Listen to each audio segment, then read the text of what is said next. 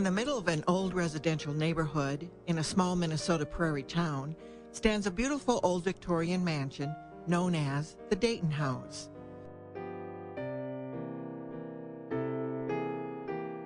Just a few years ago, this mansion was an abandoned, derelict structure. Last used as a nursing home, the building had been boarded up for nearly 2 decades and was facing demolition. But over the past several years, this building has undergone a remarkable transformation.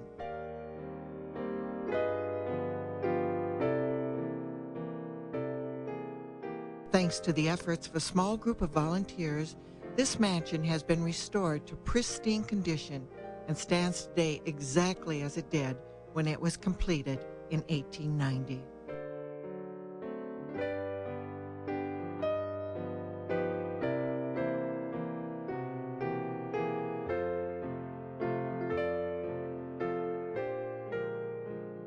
The story of the Dayton House not only tells the story of Worthington, Minnesota, the town where the house is located, but it also tells the story of a famous Minnesota family, a family known for its vitality, business acumen, integrity, and philanthropy. The Dayton House was built by George Dayton, patriarch of the Dayton family and founder of the Dayton's department store chain.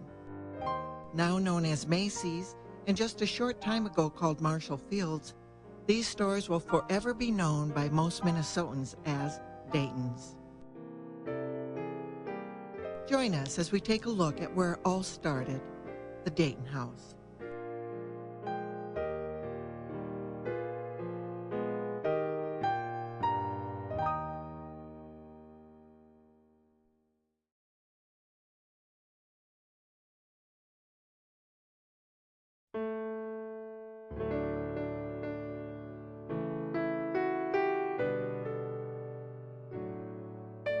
The first European to set eyes on southwestern Minnesota was French explorer Joseph Nicolet. Nicolet mapped the area between the Mississippi and Missouri rivers in the 1830s. He called the region Sisseton Country in honor of the Sisseton band of Dakota Indians then living there. It was a rolling sea of wide open prairie grass that extended as far as the eye could see. One small lake in Sisseton Country was given the name Lake Okabena on Nicolet's map. Okabena, a Dakota word meaning nesting place of the Hurons. In 1871, the St. Paul and Sioux City Railway Company decided to connect those two cities with a ribbon of steel. The puffing steam engines that then chugged across the prairies consumed enormous quantities of water. As a result, water stations were needed every 12 to 15 miles along the route. One of these stations was designated as the Okabena Railway Station. A town was plotted, and the name was changed from the Okabena Railway Station to Worthington.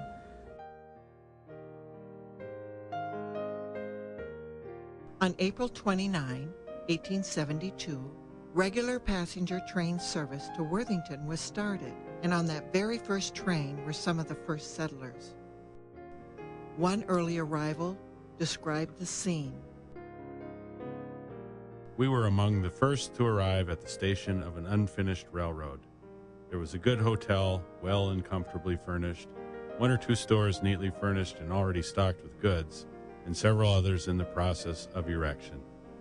The streets, scarcely to be defined as such, were full of prairie schooners containing families waiting until masters could suit themselves with claims, the women pursuing their housewifely avocations meanwhile, some having cooking stoves in their wagons, others using gypsy fires to do their culinary work, all seeming happy and hopeful. Settlers poured into the region.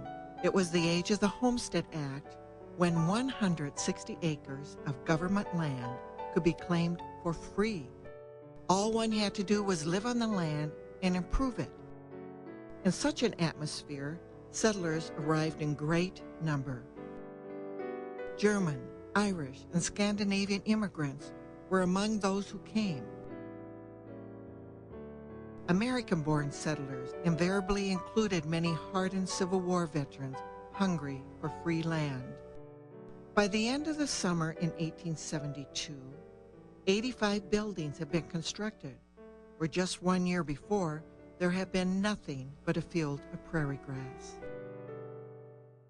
When the 1880 census was taken, Nobles County boasted 4,435 residents, 636 of them living in Worthington.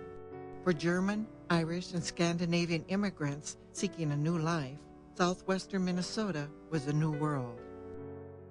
Although the Homestead Act promised 160 acres of free land to pioneers, many still needed additional money, a stake to start their new lives.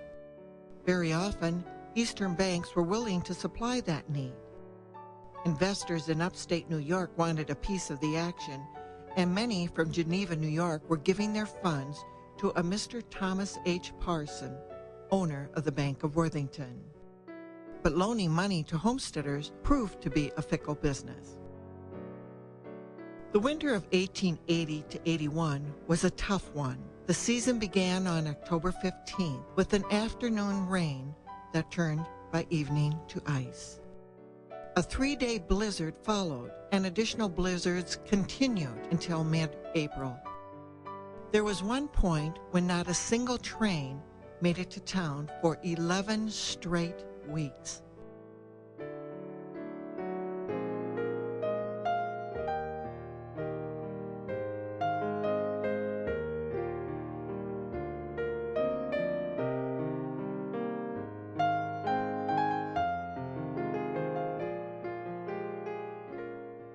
Train delays created a severe fuel famine. Southwestern Minnesota was still virgin prairie, and there were few trees to cut for firewood. Settlers resorted to burning hay or dried cow dung to stay warm.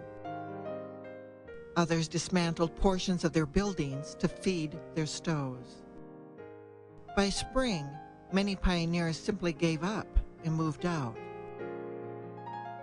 Geneva investors sent one of their own to Worthington to sort things out, 24-year-old George Draper Dayton. George was shocked at what he found. The settlers were thoroughly discouraged. One man traded a choice quarter section for a team of horses, harness, and buggy.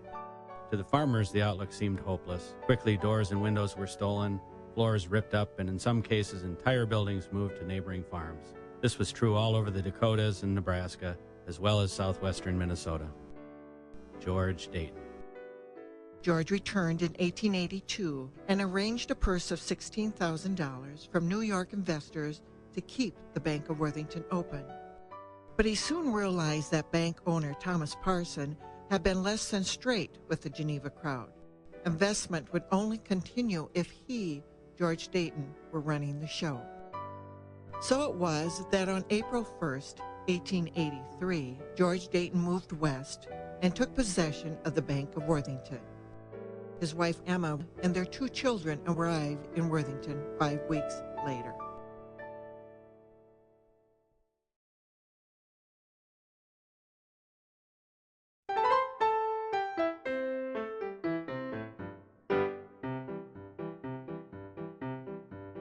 George Dayton took over operation of the Bank of Worthington in 1883, despite the fact that he had never seen the inside of a bank ledger. But he had earned the trust of investors in Geneva, New York, because he'd shown a strong work ethic and had developed an extraordinary reputation for integrity. He brought this work ethic and integrity to the prairies of Minnesota. George had to secure full title to the lands that settlers had borrowed upon, then walked off of. This was no easy feat, considering that many immigrants who had abandoned their claims had also returned to their homelands. George managed to secure titles from Russia, Germany, Italy, France, and England.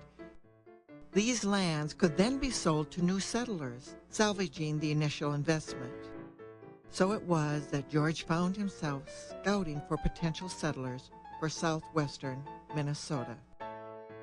Securing settlers was an interesting pastime. I talked with a man who had 5 children, Discouraged, he had moved into town and was trying to earn a living running a dray. I suggested he take a good quarter section at $8 per acre, $50 down and $50 per year with an interest of 8%. I haven't $50, he said. I knew it, and I said, all right, go out there without any payment now. He said, it'll take $200 to repair some of the buildings. I knew it, and I said, we will furnish the $200 and add it to the cost of the land. And he said, that is all very nice, but to succeed, a man should have 10 cows. I knew he was right and said, select 10 good cows, and we will pay for them and add to the cost of the land. And he went out and made good.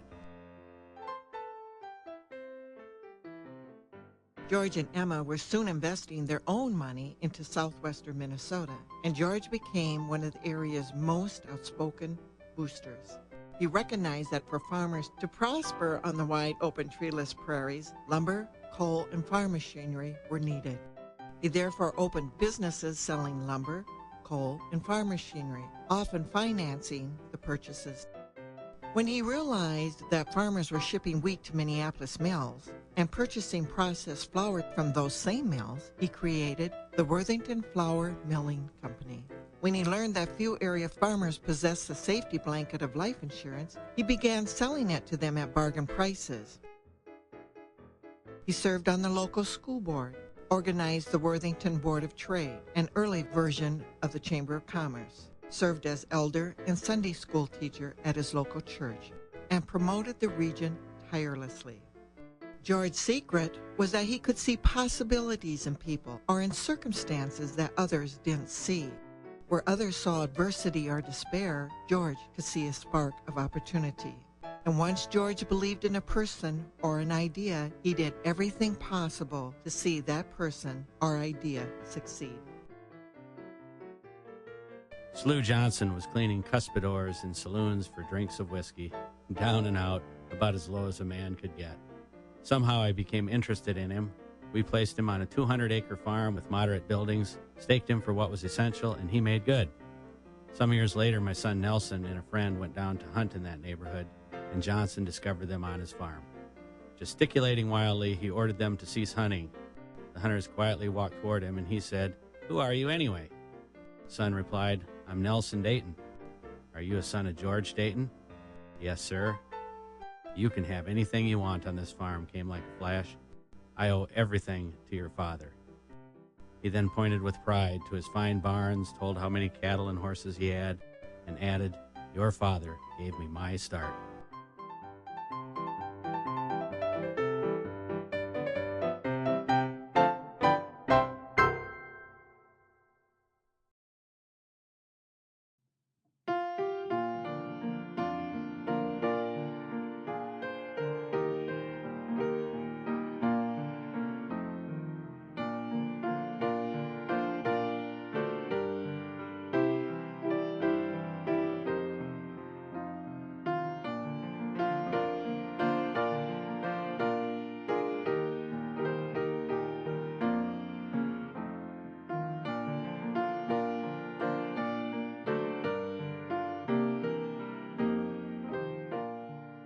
In 1889, George and Emma Dayton welcomed the fourth child into their family. So it was that the Daytons made plans for a new house, their third since coming to Worthington. But this would be no ordinary prairie house. George's new home would announce that the Daytons had truly arrived. George hired Sioux Falls architect Wallace Dow to design the house, and in June of 1890, work was begun. Mr. Dayton's new residence now displays its massive and elegant proportions. Though much has to be done before it is complete, it will be an ornament to the village and marks a new epoch in our village history where progress and prosperity is evinced in structures of elegance, taste, and comfort. Let others follow this line. Worthington Advance, July 24th, 1890. Work progressed rapidly, and within 4 months, the spacious new home was completed. It was clear to all that the Dayton House was the new jewel of the growing prairie town, and it was hoped that other similar structures might follow. Few cities contain family residences more fitly adapted or more elegantly adorned than the new home of Mr. Dayton. The style of the building is up to the requirements of modern taste, the arrangement of the grounds and surroundings is appropriate, and the conveniences of the house are of the most perfect order and character. We welcome this latest acquisition to our town as one which will strike the eye of every newcomer favorably. An exhibition of social and financial progress and prosperity. This good example set, there will be more to follow. Worthington Advance, October 16th, 1890.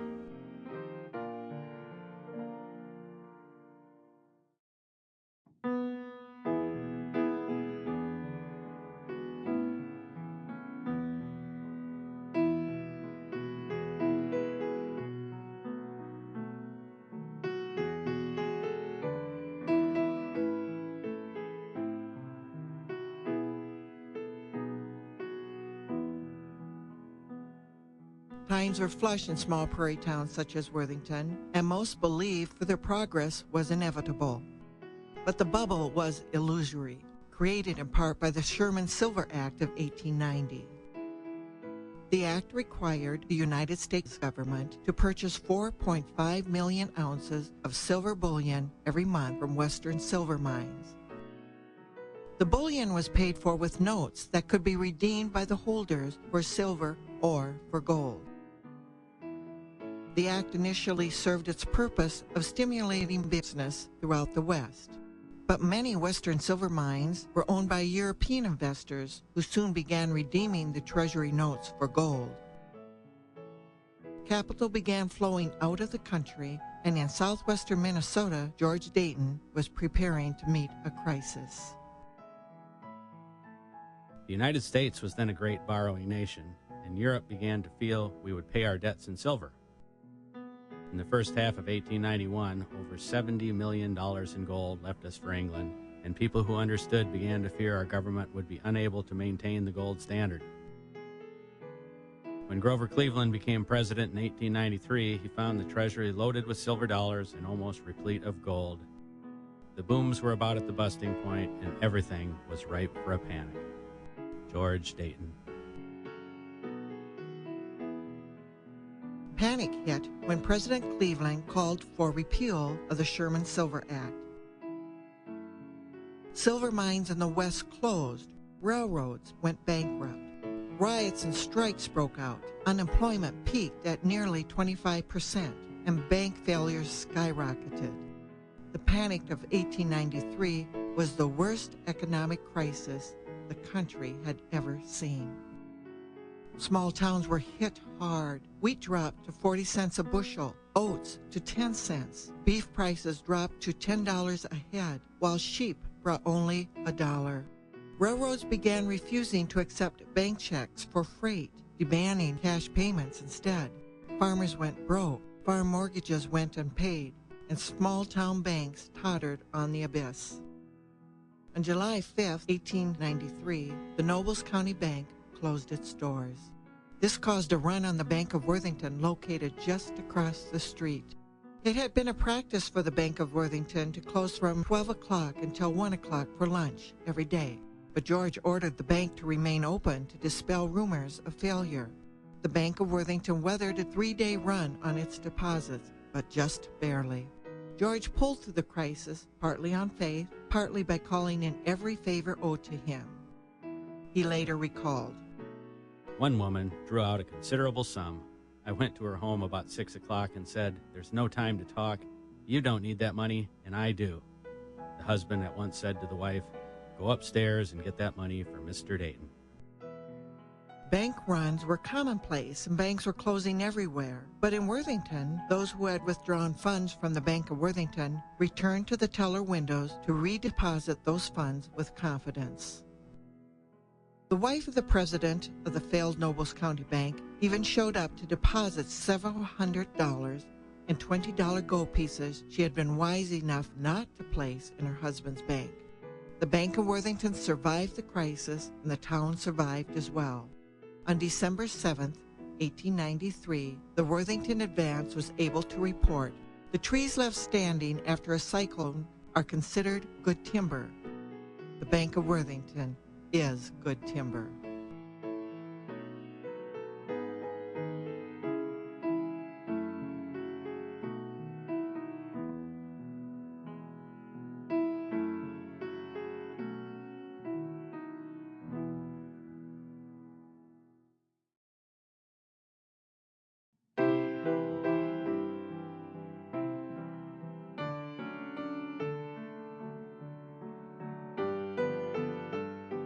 In the midst of the bank crisis, George Dayton was faced with a personal crisis. He had long been encouraged to balance his rural land holdings with urban land holdings. In 1892, he had purchased a parcel of land on Nicollet Avenue, on what was then the edge of downtown Minneapolis. While the bank crisis of 1893 swirled about him, George had to decide whether he would cancel or continue with the $260,000 eight-story building then under construction on the 600 block of Nicollet Avenue. He elected to continue with the project. The building was known as the Dayton Medical Arts Building and provided doctors with a state-of-the-art location to practice medicine. The building was universally recognized as a positive contribution to the city of Minneapolis. Several years later, when the First Presbyterian Church on the 700 block of Nicollet Avenue burned down, George Dayton of Worthington, Minnesota, was the man to whom the city turned to redevelop the property. Dayton constructed a modern department store on the site. George Dayton rented the property to tenants, but in 1902, the Dayton family moved to Minneapolis, and George took over the operation of Goodfellows, later renamed Dayton's Dry Goods and then simply Dayton's. The rest is part of Minnesota history.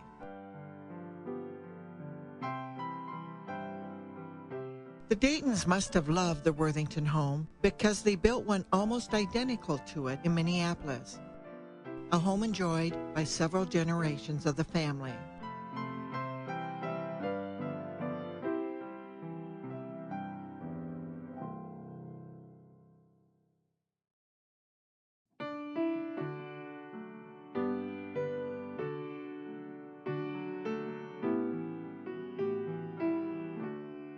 Back in Worthington, George sold the Dayton House to one of his business associates, Charles Smallwood. Smallwood, operator of Worthington's first telephone exchange, lived in the house with his wife Florence and their two children until his death in 1908. Florence lived there until she passed away in 1921. Charles and Florence's daughter Mary Smallwood and her husband, State Senator Jack Cashel, took possession of the house and lived together in the home until 1931, when Mary died at the young age of 43. Jack remarried Ruth Gertz in 1933, and the couple lived together in the home for 5 years, producing 3 children. As in the days of the Daytons and the Smallwoods, the house remained a center of elegance and social activity. But in 1938, Jack died. Ruth was left with an immense house and young children to care for. In order to make ends meet, Ruth converted the home into a boarding house. In time, the home developed into what was then known as a rest home, a boarding house catering specifically to the elderly. In the 1960s, an institutional wing was added to the west end to accommodate the needs of a more modern nursing home. But in the 1980s, state requirements governing nursing home care made the facility unsuitable. The Cashels closed what had become known as the Cashel Home.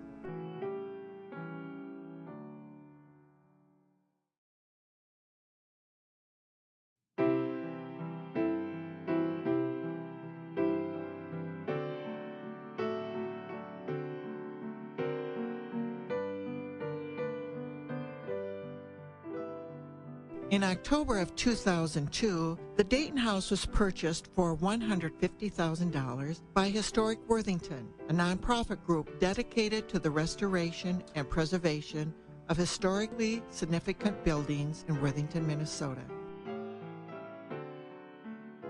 Their mission is to make these structures accessible as public gathering places and to interpret the community's cultural and social history through these buildings' residents.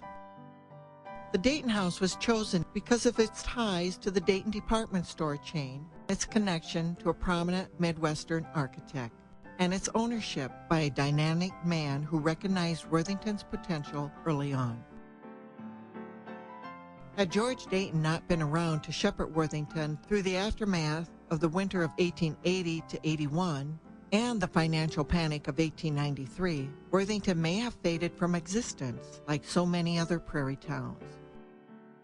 At the same time, the lessons Dayton learned in Worthington undoubtedly helped shape his business character and contributed to his subsequent success. The story of the Dayton's department store chain, after all, is the story of small-town values writ large.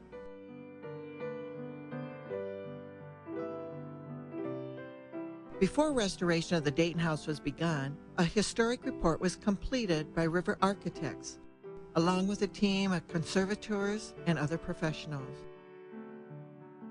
Arduous planning and intense restoration work by a dedicated team of volunteers and professionals followed.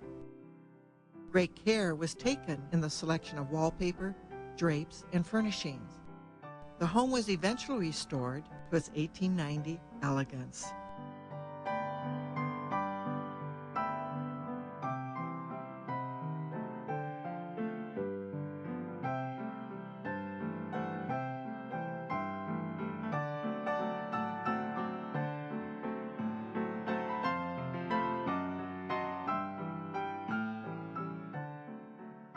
Today, the restored house is used as a gathering place for receptions, weddings, meetings, parties, and other social events.